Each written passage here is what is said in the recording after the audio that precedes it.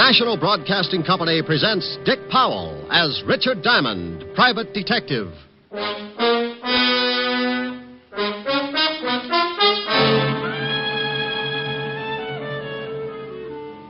Mr. Diamond, the reason you're here is because I want someone to talk to the mayor. I don't know whether it was explained to you or not, but unless His Honor has done away with himself by noon, a lot of people are going to get hurt. Including yourself. Oh, that doesn't really matter. You see, in making my escape, a guard attempted to stop me. I had to kill him. Here's another exciting half hour with Richard Diamond, private detective, starring Dick Powell.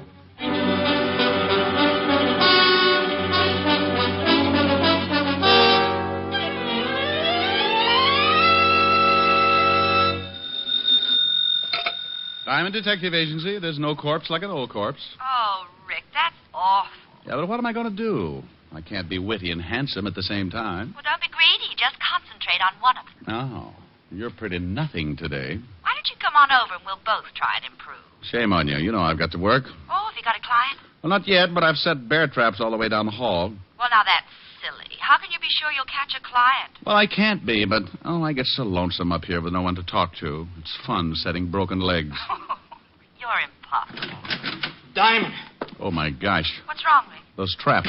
I think I've caught something terrible. Diamond, I gotta talk to you. Who is it, Rick? Sergeant Otis says he's got to talk to me, but I'll be darned if I'll teach him how. Oh, say hello for me. Helen says hello, Otis. Tell her hello, then get off the phone. This is serious. Hey, what's with you? Somebody steal your catnip? Can't just stop being funny, Shamus. I mean it. This is serious. Helen, I'll call you back. Why, something wrong? Well, Otis looks worried, and he's making sense for the first time in 11 years. Oh, well, call me later and tell me about it. Bye. Bye. Now, Sergeant, what's on your pretty I little want you mind? to come down to the station with me in a hurry. Of course, you'll think this is a silly question, but why? You remember Louis Spence? Louis Spence? About 4 years ago. Caught him running around sticking dynamite under the homes of some of our city officials. Oh, yeah. Socialistic nut. Put him away, didn't they? Yeah, crazy as they come. Well, he's out. What do you mean he's out? If they cured his head, he'd still face a lot of years up the river. Oh, he ain't cured. Not a bit he ain't cured. You mean he busted out? Yesterday. Now, do me a favor and come on down to the station. Oh, wait a minute, and take it easy. What's going down to the station got to do with Louis Spence? He's down there with the lieutenant. Well, great. Put them both in fancy jackets and send them home. We can't. He walked in 20 minutes ago and asked to see the lieutenant. I didn't recognize him, so I let him in. Now we can't get him out. Well, why the devil can't you? He won't let us in, and he won't let the lieutenant out. He's sitting there holding a big bomb, and it's ready to go off.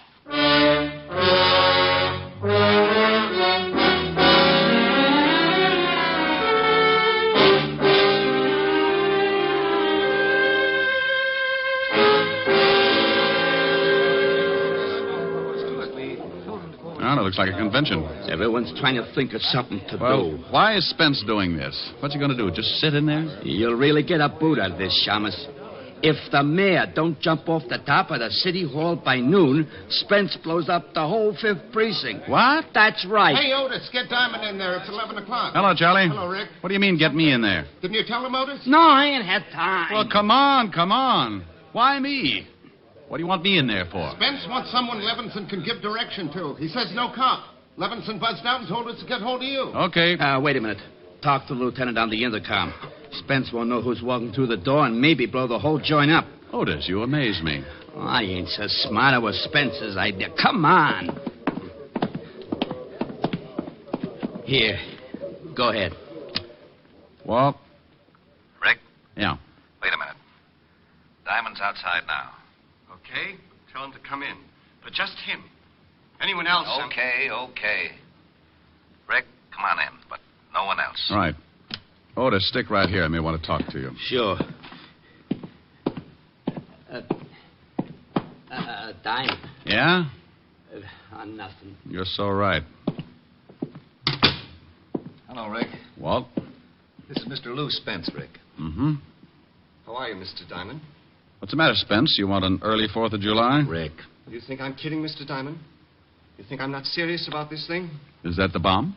Right here in my lap. He's got it rigged so it goes off the minute he relaxes his hand. You see, I thought maybe the police would want to take it away from me. If you shoot me, try to knock me out, well, it goes off. Then you won't mind if I take a look, huh? Rick, please. Stay right where you are. And I'll stay over here. Well, just as you say, Mr. Spence. Mr. Diamond, the reason you're here is because I want someone to talk to the mayor. I don't know whether it was explained to you or not, but unless His Honor has done away with himself by noon, a lot of people are going to get hurt. Including yourself. Oh, that doesn't really matter. You see, in making my escape, a guard attempted to stop me. I had to kill him. He split his head open with a crowbar. That's right. Oh, mind if I sit down? Not at all. But it's 4 minutes after 11. I hope you don't plan on staying too long. Cigarette? No, thank you. You look like a pretty reasonable guy, Spence. Well, thank you. It's too bad Lieutenant Levinson didn't think so when they arrested me. Now I'm going to have to show him I'm not as insane as he thought I was. Oh, well, you'll have to excuse that, Spence. Walt thinks everybody's a little, well, you know, even me. That's very interesting. Oh, and with good reason. Ever take a look at his sergeant? Mr. Diamond, when the lieutenant arrested me, I was putting an explosive under the mayor's house. He stopped me in my first attempt to rid the community of a political Judas. But now, as you see, I have a second chance. You really think the mayor's going to jump off the city hall? He better. And by 12 o'clock. By the way, you have 55 minutes. Now, look, Spence. Forget it, Mr. Diamond. I know just what you're thinking. How to get me without the bomb going off. You'll never make it. It's too well thought out. I've planned this for 4 years. In case you're wondering how much dynamite he's got, Rick. Mr. Diamond needs convincing. Well, under this overcoat, Mr. Diamond, are some 100 sticks. Does the mayor know about it yet? Yeah. Oh, you want me to talk to him, huh? I don't care whether you talk to him or not. I just want you to be there when he jumps. Swell. And just because you come back and tell me he's jumped, that isn't enough. I want his body in this room. Walt, I don't know what to say. Don't say anything, Rick. Just get out of here. I'm sorry I dragged you over, but I needed time. You still do. It's 54 minutes to 12. Clear the building, Rick. Yes, do that, Mr. Diamond. I think the lieutenant is going to make a hero of himself. Look, Spence, I've got till 12 o'clock, haven't I? Unless someone tries to get me. Oh, well, good. Well, then sit tight, Walt, and give me till 12. Okay, Rick. I hope you spend the time wisely. I'm sure you'd rather see the mayor die than your best friend. Oh, Spence, if you forget about this, they'll probably just put you back... Goodbye, Mr. Diamond. 53 minutes. Okay. Walt? Go ahead, Rick. Like you said, 53 minutes. Goodbye, Mr. Diamond. Come back soon. Otis, Yeah? What's going to happen? clear the building. Well, what about it, Rick? Lieutenant wants the building cleared. Okay, come on, you guys. Levinson says clear the building, so we clear the building. Good luck, Rick. Thanks, Charlie. Okay, what do we do? I don't know. What do you mean you don't know? It's 10 minutes after 11. In another 50 minutes, this whole building is going to get blown higher than a kite. Okay, do something. Huh? Well, go ahead. Well, You see, Otis, you're in just as tough a spot as I am. Yeah, but you're smarter than I am. You can usually come up with something. Well, usually my problems are a puzzle, Otis. Spencer's a problem and a puzzle. I don't know about guys like him. Well, for Pete's sake, who does? Well, that's an idea. Huh? Stay here and keep close to the intercom. Don't let the lieutenant get any crazy ideas. Hey, wait a minute. Where you going? You're acting screwy. Well, Otis, I'm going to go see someone who takes care of people who act screwy sometimes.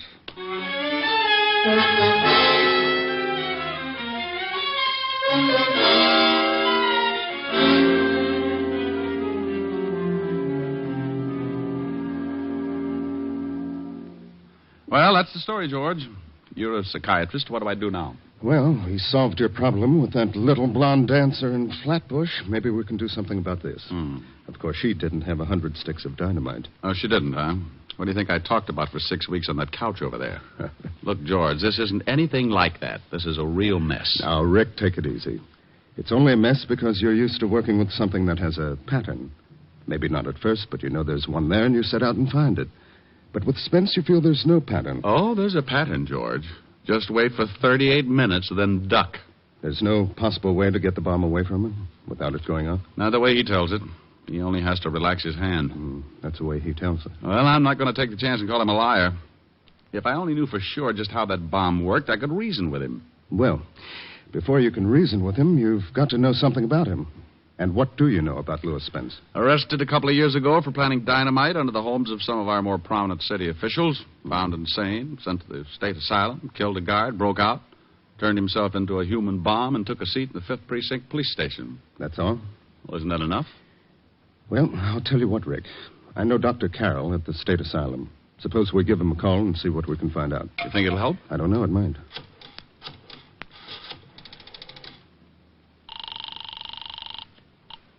Long distance. Operator, this is an emergency. This is Dr. George Thacker, and I want to speak to Dr. Robert Carroll at the state asylum immediately. What was the name again? Dr. Robert Carroll. One moment, please. It'll be a minute, Rick. What time is it?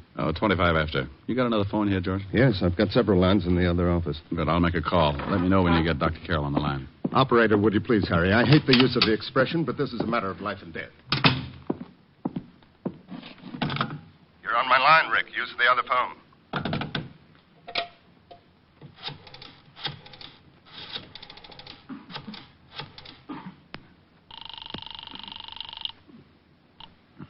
Yeah? Otis, Yeah. Where the devil are you? It's almost 11:30. you talked to the lieutenant since I left? Yeah, once. He wanted me to get out of the building. No, you just stay put until I get there. I don't want Walt to try anything stupid. Yeah, well, I want to know what you're doing. I'm trying to get an idea, Otis. Just one little idea.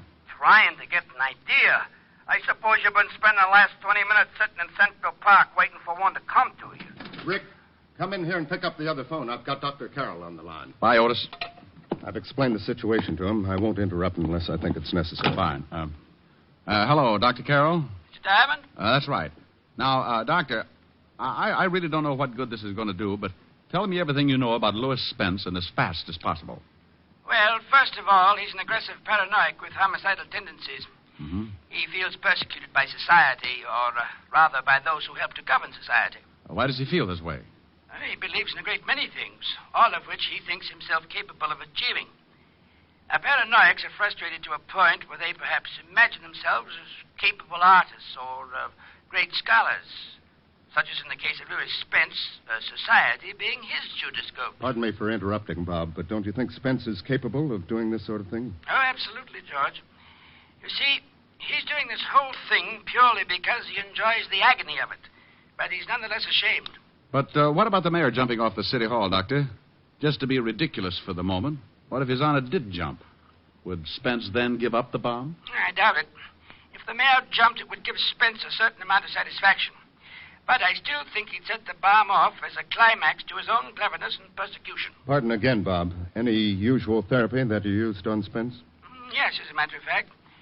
Spence, as I've said, imagined himself a great talent. And he seemed to lean particularly toward the more artistic accomplishments, such as painting and music. In his quieter moments, we saw that he had a radio. How does this music affect him, Bob? He allows it to lull him into a sense of security. Sometimes even believes he's written it. You see, Mr. Diamond, he believes that his environment is against him, that it is trying to debase, degrade, and persecute him. He fights off any acts of moral turpitude by becoming the thing he imagined. Oh, I hate to break it up, boys, but it's 25 minutes to 12. I've got to leave. Thank you, Doctor. I hope I've been some help. Well, you've given me an idea anyway. Goodbye.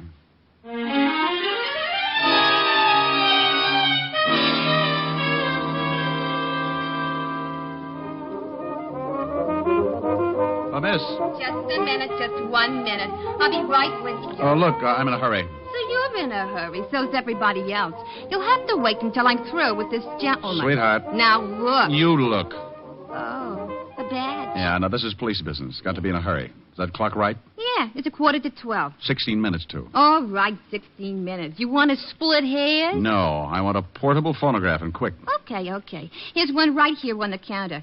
3 speeds, interchanging. I'll take it.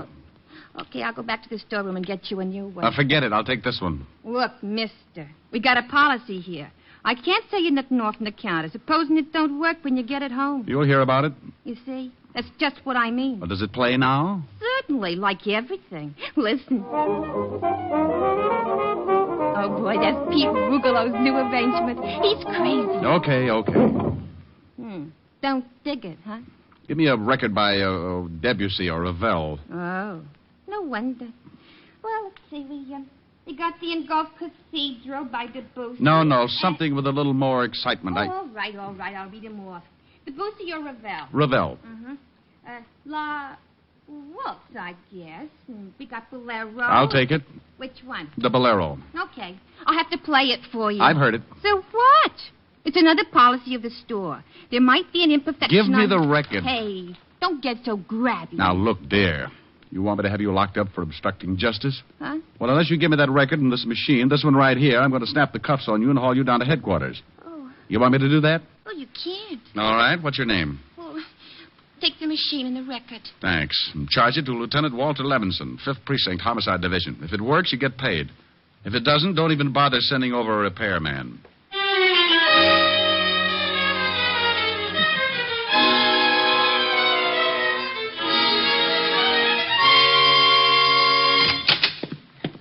Diamond, oh, my gosh. Do you know what time it is? What, exactly? Exactly 6 minutes, too.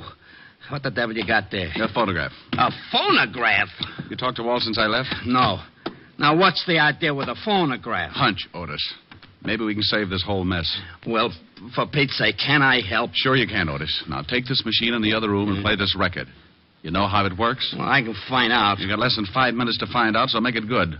I don't want to hear anything until you're ready to let it play all the way through. Okay. Diamond. Yeah. Go on. Whatever you're going to do, if I louse it up, I louse up everything, huh? You won't louse it up, Otis. Oh, I'm so stupid. But I'll try. Otis. Yeah? You don't have to wind it. Just plug it in. Oh, yeah. I heard about them kind. All right, then get going. Okay. Yeah? Walt, it's Diamond. What's up? Careful, Lieutenant. Oh, I'm getting sick of this. Walt. Yeah? Relax. I want to come in. How about it, Spence? By all means. Have Mr. Diamond come in. All right, Rick.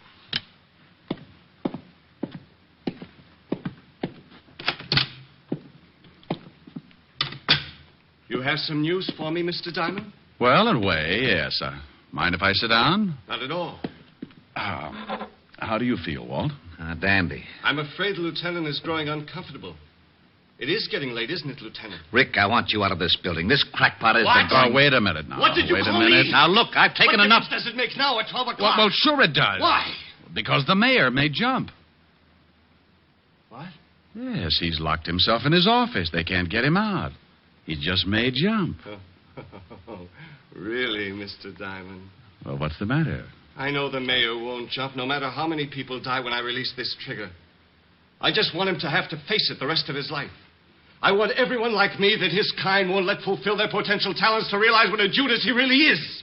What all men like him really are. Well, you know, that makes sense. Don't try to get on the good side of me, Mr. Diamond. I know what you think about me. I know what you all think. It doesn't make good sense to you or anyone else. How could it? You don't understand those of us who have a truly great talent. Well, I'll buy that. I don't understand it. Of course not. Well, maybe he doesn't, Spence, but how do you know? Maybe I do. Stop playing, Mr. Diamond. Look at the time. 5 minutes. 5 minutes and I become a martyr. We'll all get blown to kingdom come. Rick, get out of here. All right, Spence, I'm going to prove you're wrong. Rick, for the love of... Shut up, Walt. All right, go ahead, Mr. Diamond. What are you going to prove? I'm going to prove that I know more about you than you think. Of course you know a lot about me. Criminals have records. Oh, I don't mean that. I mean more about yourself. What you think, your talents. What do I think, Mr. Diamond? You fool. How could you know what I think? Because a talent like yours is easy to spot. 4 minutes, Mr. Diamond. No, it's not hard to tell about people like you. People like me? What about people like me? Well, Spence, I meant that, well, there are not many of them. They're few and far between. They're gifted. What? Certainly. There's something you have that very few are lucky enough to be gifted with. Rick, please. Nearly 12, Mr. Diamond. I can tell that you are an artist, Spence. An artist? Yes, and a very good one. How do you know this? Very few people spot it. Do they, Spence? Very few. You surprise me, Mr. Diamond. He surprises me, too. Walt, keep quiet. Yes, Walt, keep quiet. It's 2 minutes to 12, Mr. Diamond. You can leave because maybe you have been honest with me. Perhaps you do recognize something that... What's the matter, Spence? Music. Music? I don't hear anything. Music. Beautiful music. Oh, I don't hear a thing, Spence. Do you, Walt? No? Oh, you must hear it. It's beautiful. Don't you hear that wonderful rhythm? Now, you see, Spence, we're not as lucky as you are. No one is. This is my music. This is what I would write if it wasn't for the people who won't let me. What does the music sound like? Oh, poet's words. The power and strength of death. It makes you imagine things, doesn't it? Yes, oh, yes. You hear the music and you become powerful. Like making that bomb. Not just anybody could think of that. It takes genius. You understand. You do understand. Well, of course I do, but I'm still amazed. There you sit with the power of life and death in your hands, and no one can do a thing. It must be wonderful. It is. Like the music, it's wonderful. In seconds, we'll all be torn from our earthly bonds, taken away from this dirty, filthy world to a place of clean, wonderful things like that music. No, but you're an artist. How could you ever take a thing like that bomb and put it together? A thing like this bomb? Oh, this is a masterpiece. Just looks like a small box to me. Oh, it took me weeks. Just a small box. Oh, no, you see, if my finger relaxes... Yeah, I know about that. But this took genius. It's not just relaxing my finger. It's how I put it together so as to get the required result. It's like the hammer action on a gun, but it's reversed. Well, I'll be darned. You mean when you release your finger, that makes the hammer fall? I can see you appreciate things of genius. I wish you could hear the music, too, Mr. Diamond. You'd really appreciate that. It's so wonderful. Well, tell me more about the bomb. When you release your finger and the hammer falls, what does it hit? Well, that's a simple part. I'm surprised at you. I just wanted to hear you tell me. After all, you invented it. Yes. It strikes a cap. It's that simple. Simplicity can be beautiful. Don't you agree? Absolutely. Listen to that music. It builds and builds. Tell me, Spence, what would happen if something got in the way of the hammer? I mean, between the hammer and the cap. Nothing can. There's nothing big enough in the box that the hammer wouldn't tear right through. Simplicity, Mr. Diamond. I'd sure like to take a look at it. Of course. There's nothing you can do. So by all means, look. Well, you've got glass over the end of the box. That's right. See my finger on the trigger? If I release it, that hammer falls and strikes that cap. Why the glass? So I could look in when I set it and see that everything was all right. Oh, that's very clever. That music is getting so big, I can't think. What time is it? Plenty of time, Spence. Yes. When the music finishes. It's nearly done now. What? I thought you said you couldn't hear it. It's a phonograph from the other room, Spence. What? Tell me, Spence, what happens if I jam my hand through that glass between the hammer and the cap? What? That music. That music. Got him off, got him. Let me go. You don't understand. You cheated. You did lie. Let me go. Well, that does it. Otis, take him away. With pleasure. And you, Rick. Yeah? How'd you know that music would work? How'd you know you could stop that hammer? How'd you know you wouldn't... Oh. Did you hurt your hand? Well, of all the... Well, did you? No. Well, all right. You just bet it is. Goodbye.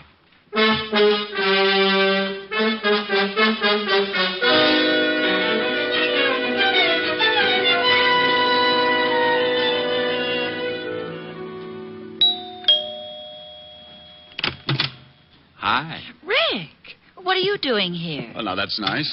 Stop by my place some afternoon and see what kind of a welcome you get. Oh, I didn't mean that. I meant, what are you doing here so early? Well, things were getting boring. I thought I might come over and beat you up or something. Oh, now, isn't that sweet? Oh, Rick, what in the world have you... Oh, the hand? Oh, it's nothing. I know, Red Heart, but what did you do to it? Well, I kind of hurt it. Yes, I can see that, but how? Playing the piano.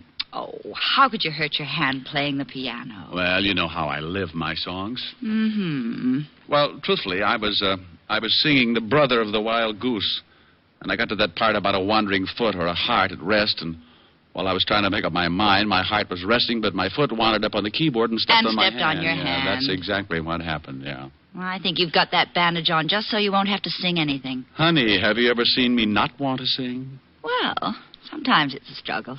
I don't even know whether I can play or not. Well, why don't you find out? After lunch. Before lunch. Before lunch. Well, maybe I don't need that finger. Go on. Love is a flower that blooms so tender, each kiss a dewdrop of sweet surrender.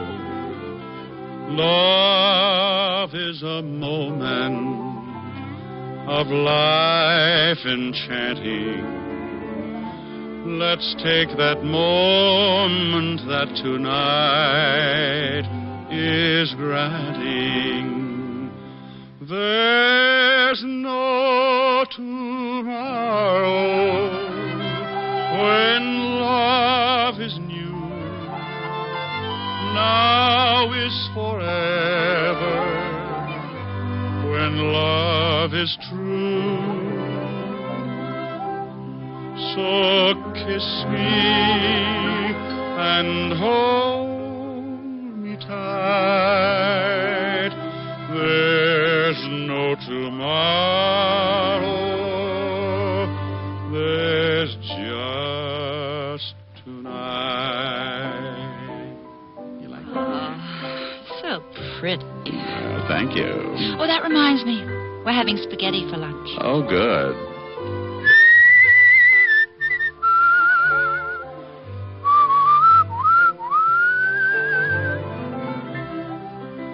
So kiss me and hold me tight. There's no tomorrow. There's just tonight. That was nice. Now tell me, how did you hurt your hand? Simple. I was grabbing. Grabbing? Mm-hmm. Like this. Come here. Oh, Rick. Oh, of all times. Hello? Hello? Walt? Yeah, I just thought I'd call and... Oh, you did you? Well, you sure picked a nifty time to do it. Oh, did I bust up something? Yes, you did bust up something. Well, you don't have to get sore. Well, who's sore? I am. That's the last time I'll let you do me any favor. Okay. If that's the way you feel about it, goodbye. Goodbye. Well, what in the world was all that about? Oh, well, honey, you see, it's like this. Walt got in some trouble, and I helped him out of it. No, you see, I don't want him to feel obligated. But, well, that's not actually it. He doesn't want me to know how he really feels. What am I trying to explain it for? I don't understand it myself.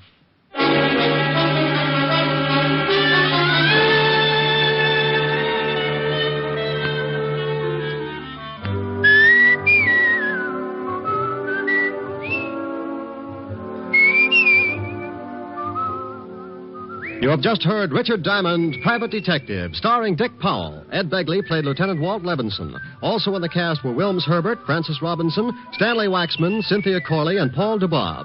Music was under the direction of Frank Worth. Today's show was written by Blake Edwards and directed by Russell Hughes. Dick Powell currently may be seen in the motion picture version of the best-selling novel, Mrs. Mike. This is Eddie King inviting you to be with us next Sunday at this same time, when we will again bring you Dick Powell as Richard Diamond, Private Detective.